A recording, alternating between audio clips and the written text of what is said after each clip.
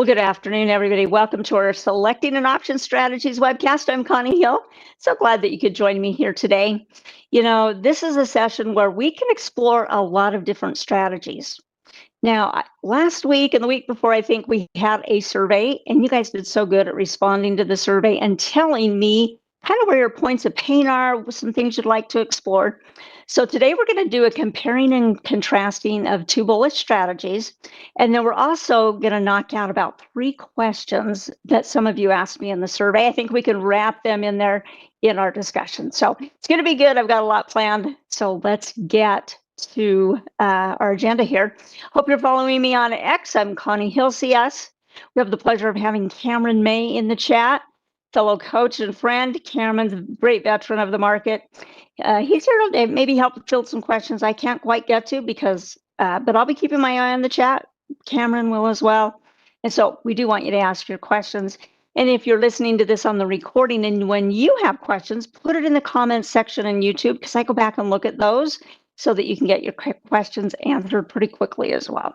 All right, let's go through our disclosures here. Options carry a high level of risk and are not suitable for all investors. What we talk about today is for education and information. Don't consider it a recommendation. We'll be using the Paper Money software application. It's for educational purposes only. There is a difference in Paper Money than the live account, and that is that you will not have any early assignments in Paper Money. We like to point out that difference because in this session, we do sometimes sell options. With long options, investors may lose 100% of the funds invested. Past performance of any security or strategy does not guarantee future results or success. All right, let's just kind of have a quick agenda. We always want to take a look, see what the market is looking like. You guys probably know it looks like we closed down here a little bit today. And we want to talk about, okay, what are our market conditions? What is our market posture? And therefore, what kind of strategies should we focus on? All right. We will look at some examples on the platform, and we are going to be doing some comparisons here today as well. So let's jump over. Let's go out and see what the S&P looks like. The closing bell just occurred. And let's see here. Apparently that's not the right one. There we go. Here is my Thinkorswim charts. Just got the SPX up. Now we were down early today. The market tried to rally a little bit. In fact, it was somewhat positive for just a little bit, but then it just kind of faded and pulled back as the day went on. So we ended up being almost down 0.99% on the SPX. But yesterday it put in another new high.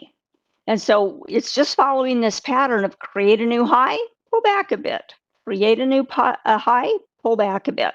We've seen this pattern over and over again over the last few months. Now the NASDAQ, let's pull it up. It ended up being down almost 1.5%, ending at 1.47%. So I'd say its pullback was a little heftier here today, a little bit bigger candle here than what we were seeing on the SPX. So more momentum to the downside here. But again, put in a new high yesterday, and it keeps following that pattern, new high, pullback, new high, pullback. Let's see about the Dow Jones because it actually was a little bit more positive throughout the day. Let's maybe do a little zoom in here. Looks like it ended down about 0.23%, so just a little bit. But you can see it was up here fairly high. It didn't create a new high, but it got really close to the high it created yesterday before it started to pull back. The candle that we're looking at here, some of you may wonder, what is it a particular candle? It's interesting, right? Because it has this long shadow to the top side, and then it's got this kind of teeny body that lets us know it ran up during the day and then pulled back and barely closed above where it opened today, right? By having that green body. But we've got 3 days right up here at the top that are kind of maybe giving us some signals that a little bit of fatigue is setting in, right? If it just can't get quite to that point, keeps pulling back. Now, the Russell 2000, we'll just take a quick look at it. It did not put in a high yesterday, a new high, like the other indexes. It's been on a pretty decent run as of late, but I would say maybe it's up here, maybe creating a double top type formation. A double top can be a reversal pattern, and in that reversal pattern, we kind of look and see, let's use a temporary marker here. We look and see, okay, here are the top 2 points, and then how low does it go for the in-between point? Okay, so it kind of goes down here, this particular candle with the shadow. And so if we were to see the market break below that low, that could be an entry to play the double top. And then the expectation would be that it would move the distance from the bottom of this candle to basically wherever you've drawn your resistance line. And that distance is what we would expect it to drop. I'll leave my Fibonacci's on here because it'll be interesting to see if they correspond with any of the previous Fibonacci levels here. But so the Russell maybe of the 4 we've looked at is the weakest, of the indexes, because the other ones don't have any reversal type patterns yet. Doesn't mean they won't. And even though we see a reversal pattern, it doesn't mean it's absolutely going to happen. More than anything, it's just kind of a warning, hey, something could be going on here. All right. Let's see. Amazon blows out earnings up $20. Scott's letting us know, we've got some big earnings. Last night we had some huge earnings. And some of them were disappointing, right? And a couple big ones tonight as well. So you feel free, as you see that news come in, feel free to let your fellow traders know about it. Now, most of the watch lists that we use, and this is going to answer one of our first questions here, is that we don't have a defined watch list that we use. The question that came in, are you only trading a few stocks and rotating them? And the answer is, we'll focus here mainly on stocks that have lots of trading activity and lots of open interest. And many times that means they're kind of the larger cap stocks and the mega cap stocks. We're not exclusive to them, okay? But because they have such great liquidity and open interest, easy to get in and out of, tighter bid-ask spreads, we really focus on a lot of Dow, S&P 100, and NASDAQ 100 stocks, but we could go anywhere. It doesn't necessarily matter. Okay, so that's one of the questions answered right off the bat. Okay.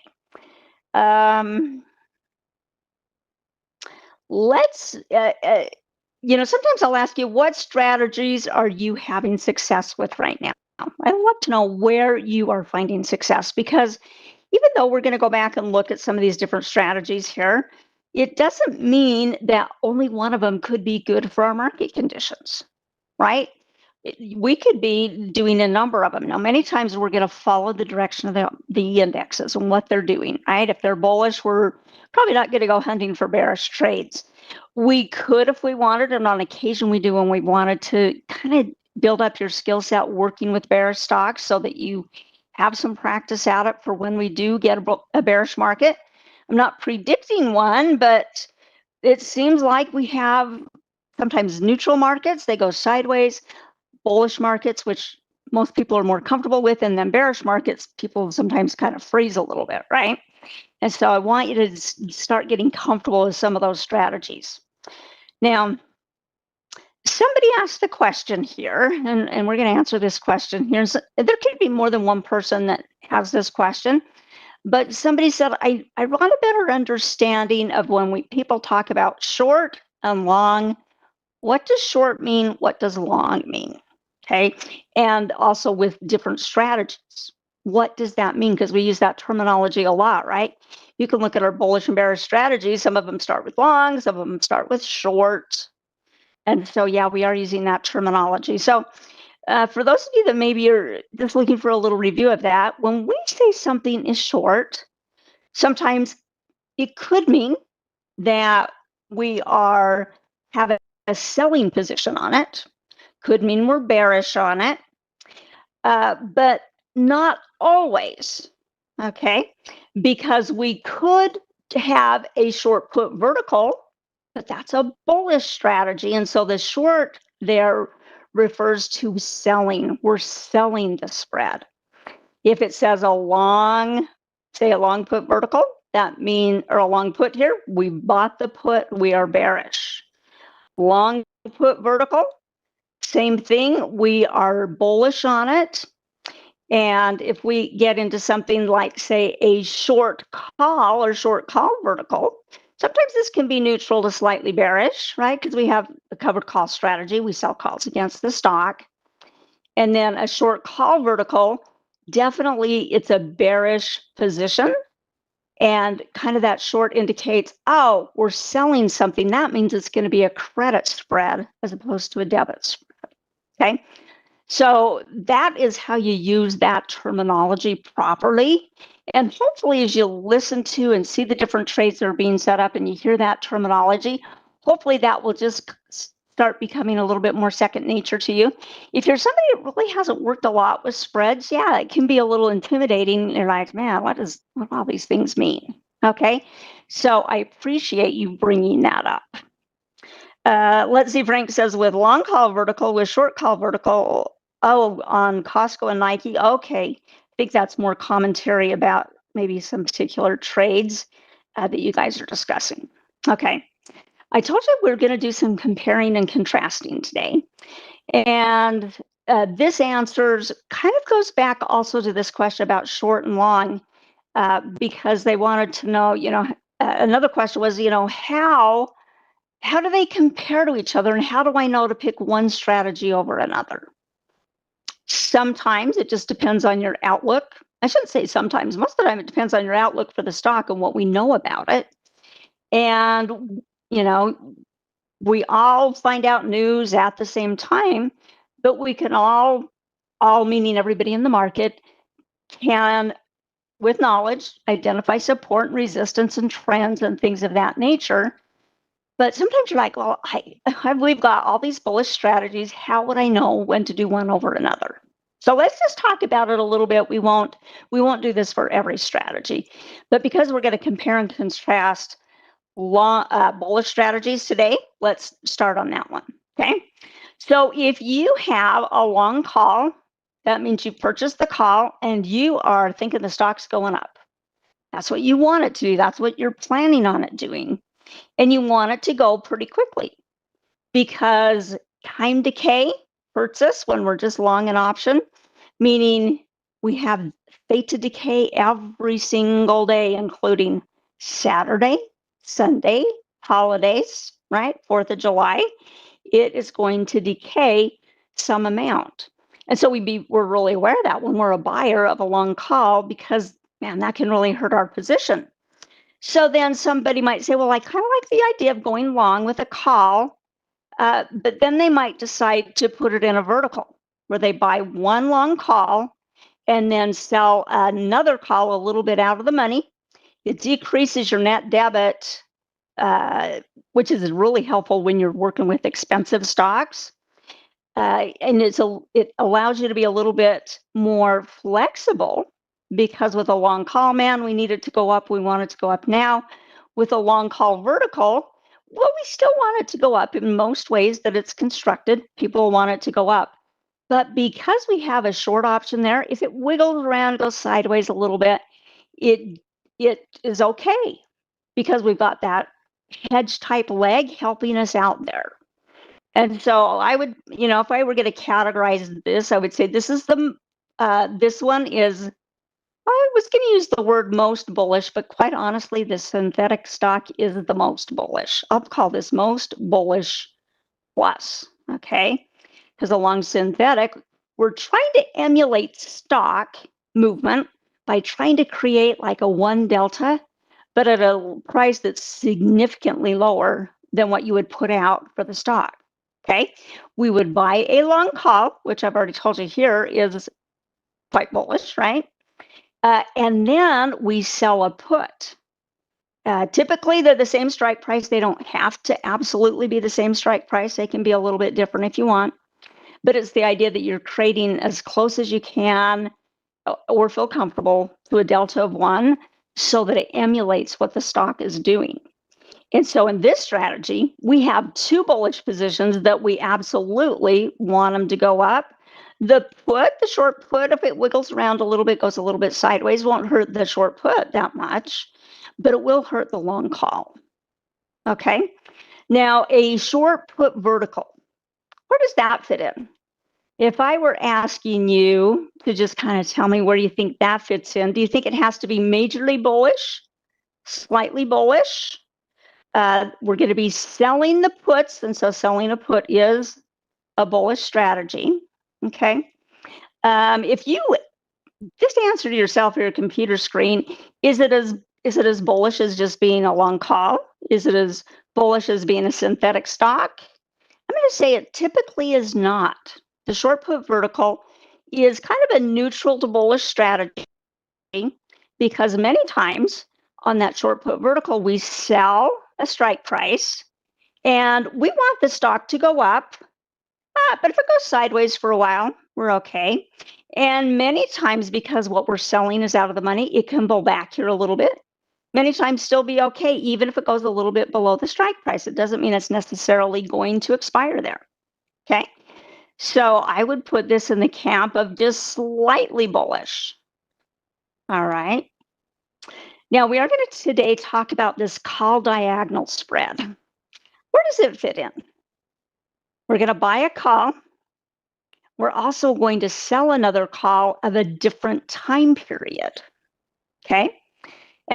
And so it sometimes I think is a little bit difficult for us to describe if it's majorly bullish or just minorly bullish. And so we're going to talk in a little bit more detail when we do that comparison about what we might expect there. So let's see, MD Trader says in the bullish, the last one, the synthetic stock or synthetic buy stock, you don't have stock rights on a synthetic stock, even though it says the word right, because we're not purchasing stock whatsoever. So there are no ownership privileges. Okay. We're simply working with the options to try to create something that mimics stock ownership, even though it's not stock ownership. Okay, so I think that's a great question to have me clarify there.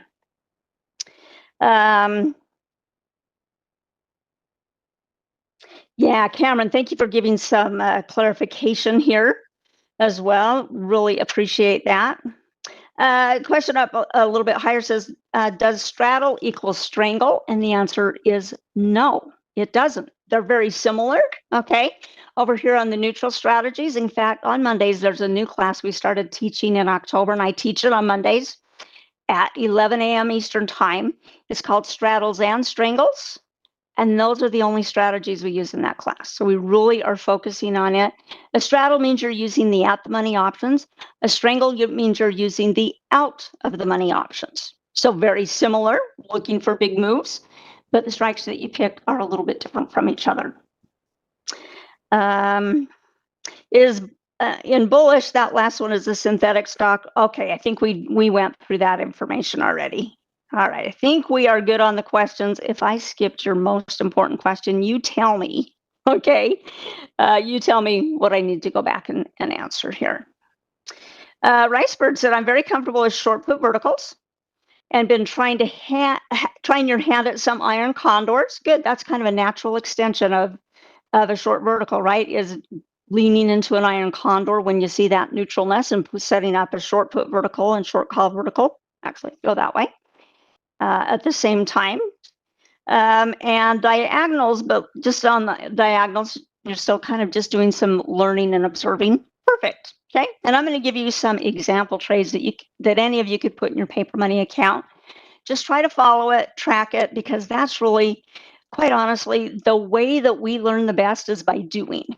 Okay. I have a suffering golf game. But it's not going to get any better if I don't go to the driving range and do some practicing. If I sit back and just watch the tournaments and look at the pretty rounds they're playing on, that's not going to help my game, right? So it's actually going through those motions and paying attention to them, making those paper trades meaningful, that you really start to come along, you really start to feel a little bit more comfortable and confident with these different strategies.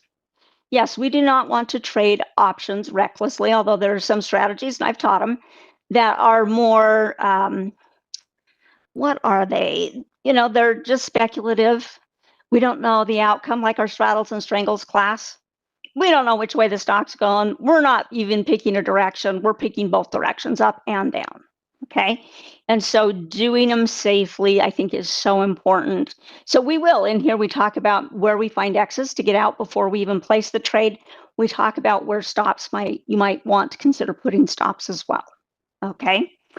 All right. Let's go to, I want to come back to our paper money here.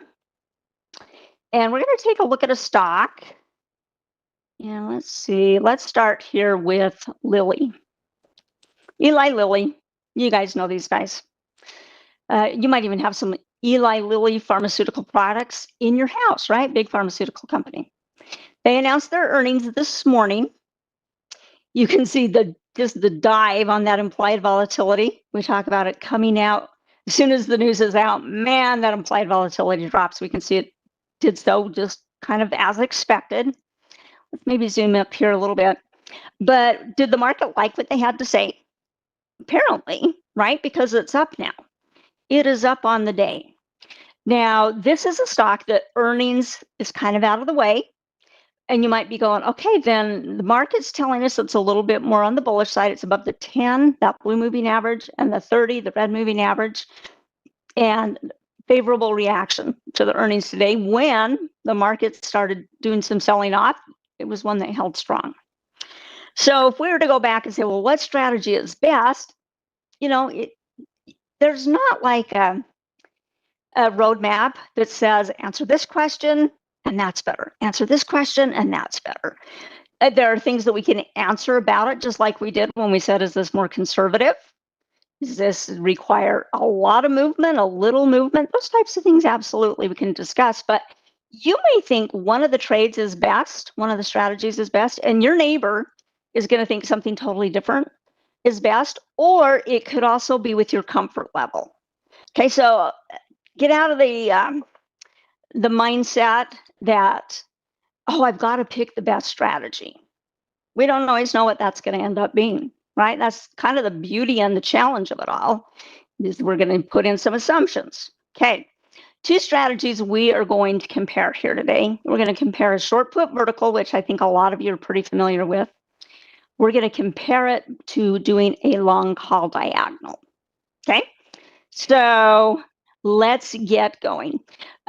Some traders would see this as an entry signal here simply because of this pop-up off of this $815 support level and reacting favorably to the earnings news. We can see down here in volume, this little green line here is average volume, and it did above average volume today. I guess average volume is 2.9 million and it did 6 million plus. So 2 times the average volume gives us an idea, okay, that the big traders, the big institutions are moving in when it has that kind of volume. All right, let's head over to the trade tab. Oops, get rid of that. That's okay, I'll still show you. We're going to use the November 21 options. They have 22 days before they expire. And, I experimented with some of these. Typically, we sell on a put vertical. We want to sell something out of the money if we're trying to construct something that's higher probability. And what's interesting here is, even though implied volatility dropped, these are some pretty decent returns. The ones we're going to go with, let's see if this still makes sense. I was going to do the 8.15, 8.10. And we've got decent volume and open interest here today if we're going to do 2 or 3 contracts, right? We should be fine. And if I come and queue this up, and I queued up one that had a little bit higher delta earlier, I was really surprised at the return I was getting here. Let's grab this little calculator, clear things out. On this one, if we have a $5 wide spread, and we're receiving a $1.70 credit, and I'm just going to maybe lock that just in case it wiggles around on us. I know the market's closed, but you never know. Let's go ahead and see, okay, how much are we going to risk to bring in this $1 credit? So we're going to go 5 minus $1.70. right? That's going to be 330. So $1.70 max theoretical gain. Oh, actually, do not have a sheet I want us to fill out here. That it's going to maybe guide us through the process here. Oh, let me scrunch this down a little bit so we can still see the numbers. All right. So theoretical max gain here we're seeing as what? $1.70, right? Oh, scrub, that's not the file name. Over here, 170. There we go. Theoretical max loss, we just did it on the calculator, is 330. So we are risking more than what we have to gain. What's the probability of this trade working out in our favor? Well, right now it's starting out about 65%. So 65% that this option would expire out of the money come options expiration date. That equals success in our trade. Many traders will say anything that's 60 or higher is a higher probability. Okay. Now let's come over here and I'm going to bring it to the Analyze tab. We're going to look at its risk profile here. And up here, we've got the 68%, which means it's measuring one standard deviation from the mean. And so this gray area, there might be some of you that might not be as familiar with the risk profile. I'm willing to bet Cameron's done, and I've done in the past as well, I say Cameron because he does a lot with the getting started with Thinkorswim platform and understanding it and how to use it. I'm willing to bet Cameron's done a recent class on how to use the risk profile. And Cameron, if you want, go ahead and send that out so these guys can see it. Now I'm going to do my best, what is this called? Bell-shaped curve, okay? This is the mean in the middle, and then this gray area, all right, represents basically this 68%, which is what we call one standard deviation from the mean. Now, this is not a perfect drawing, okay? This maybe should have come in about here, maybe, okay? But you get the idea. Most of the data points of what the price should be before options expiring should fall in that range. And so then we can see, well, is it likely that our trade is going to do well or, you know, probability wise? And of course, those are just theoretical in nature, but it's kind of nice to have a feeling here. I'm going to come down here. I'm going to say set slices to the break even on options expiration day, November 22nd. And so this is saying, well, there's a 72+% chance that it could be worth something above break even. We follow this blue line up.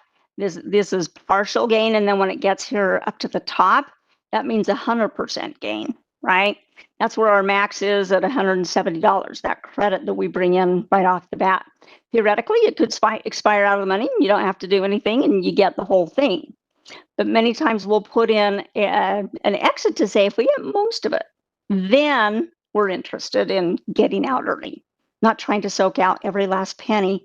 Because sometimes if you've got just a few pennies to gain and you have a lot more at risk because you're kind of gambling that the stock's going to be okay, you're gambling they're not going to have bad news come out.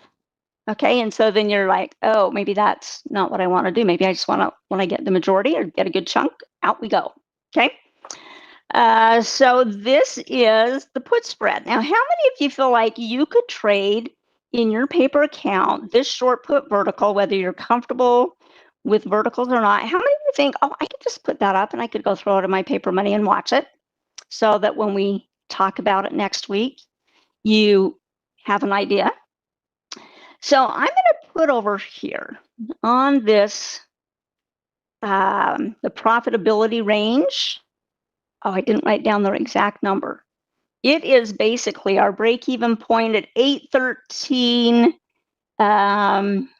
This is probably 813.30 and above. Okay, I'm going to say plus because any of this is partial gain. All of this gets up here to the max gain. We're never going to make more than 170 on this trade. Now, everything does not include commissions, right? We're doing that aside from commissions, okay? So many of you are saying, yeah, I can do that. That's comfortable to me. I can do that. I can stretch a little, okay? Let's do the call diagonal. Now, really, with the call diagonal, there's a lot of different time frames that people could use. I'm going to leave this blast off so we can queue up both these orders here. And what you do, sometimes people might buy a really long dated option and then sell options against it in a shorter time frame, bringing in a little credit, and can gradually reduce the price effectively, right? Net that kind of brings their net debit down as they sell those options against it. Could happen every week, every month, whatever. We're going to look at this in a little bit shorter time frame here. So what we're going to do is I wanted it to be kind of similar dollar risk is what I was looking for here, okay? So we are going to sell, starting out here on a calendar, that's what we do. We start with where we want to sell. So we're going to go to these November options. So these expire next Friday. And I am looking to do, I had said 870, selling the 870. Let's see what that looks like. 870 is a little bit out of the money. Sometimes people start there. So stock price is at 841. So this is a little bit out of the money. So we're going to sell the 870 or 865 rather, and then we're going to go out further in time and we're going to be buying the 870. Okay, so we're going to start here on 865, right mouse click, buy diagonal, and it's going to grab this exact one, 865, that we're going to go short on. And then it goes and just picks the next strike price. It doesn't know if that's the one that you want. You can change that. In this case, we do like the 870, but we're not going to go out to the 14th. We're going to come out here to November 21st. Let's see here. Actually is not as close on the risk as what initially was when I was putting this together. Let me see how we might tweak this a little bit.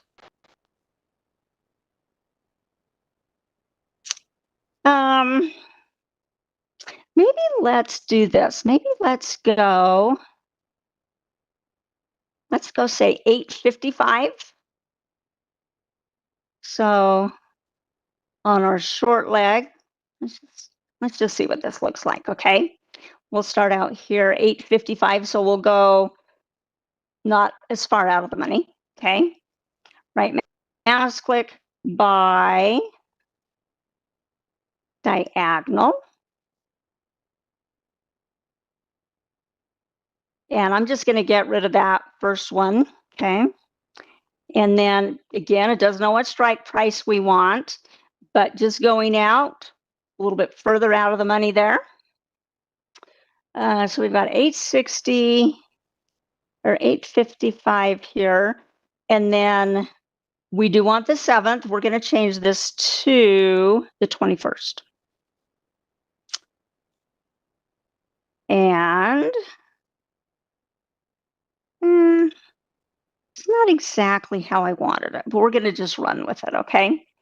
What I was hoping to get at similar risk price, right? Because 330 is what we're willing to risk in the short put vertical. This one's a little bit higher. Let's see what it looks like on the risk profile. So we're going to do a right mouse click, analyze trade.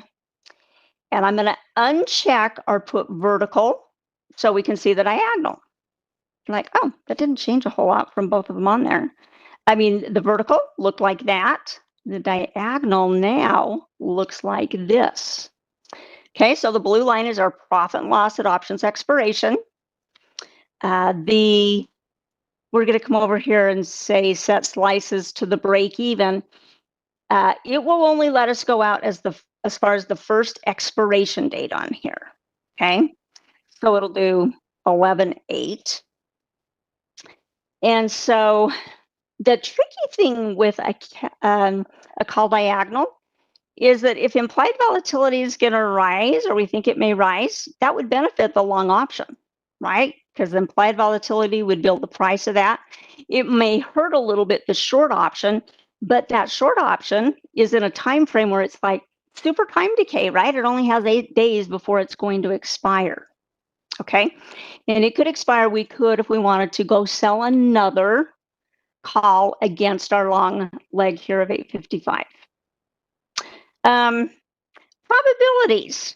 This is a little bit trickier because we can't necessarily have an exact number that time after time or exact formula that would tell us what our max loss or our max gain is, because implied volatility changes when the price of the stock changes. And we're working with 2 different dates. And so it makes it tricky. We've got a moving target all the time. And so it's helpful when you are trading these diagonals to bring it over here to the Analyze tab and just kind of size it up. Because really, where's our break evens here that it's showing? Again, it could be a moving target. At the exact moment, it's saying basically between 819 and 887. So it's kind of like there's a range of profitability here. On the put vertical, there was like slight, a little bit above break even until you got to the max, and then it just peaked out. In this case, the max theoretical gain here is on just the one contract at options expiration. Theoretically, if the stock is at the short price, the short strike price, the minus the 855 here, that's where our peak profitability is. You can kind of see down here in this little corner, okay, when I put my mouse right in the as close as I can possibly be spot. Oh, I'm trying so hard to get it right at 855. It's in the neighborhood of about $1,300, but it's really hard to have the stock expire there exactly at the time that you want it to. Okay. And so you might consider a range where you go, okay, I feel comfortable maybe taking some profits. We have a little bit of time decay, and maybe you're looking along a good chunk of this curve. Okay. You could start at break even if you want, but if you're saying, oh man, if the stock gets up here to say 845, we're kind of close to that peak. It's $10 on either side. But it might be a range you're comfortable in going, I do feel comfortable that I'd like to take that kind of a profit on it and exit the trade altogether. And that's what a lot of people do with shorter time frames, is get out altogether. Although with diagonals, man, there's a lot of ways that you really can structure them. All right, let's see. Greg says, if we get the 855 gets assigned, no, that's our short leg on this one. Okay, this is what we're looking at here. That's where we want it to go. Okay, we want it to go to this 855 because that's where our max theoretical gain is. Okay, because we've got the 860 and then the 855 is more of the hedge leg. Why 68%? Because that's statistics. It represents one standard deviation from the mean, which is where a lot of people consider the majority of the data points. Okay, now it's kind of interesting if we do both of these trades here, what the curve looks like. It's like, oh, that's kind of interesting. It kind of looks like the diagonal curve with a little bit of a twist on it. Okay, we're going to trade both of these. Okay, I'll go ahead and I'm just going to say confirm and send. We'll put this in our option strategies grouping. Send it on the way, and we'll do the same thing with this one, confirm and send. I'm just going to do one contract, get it into that grouping and send it on. All right, I want to spend a little bit of time on some trades that you need an update on, okay?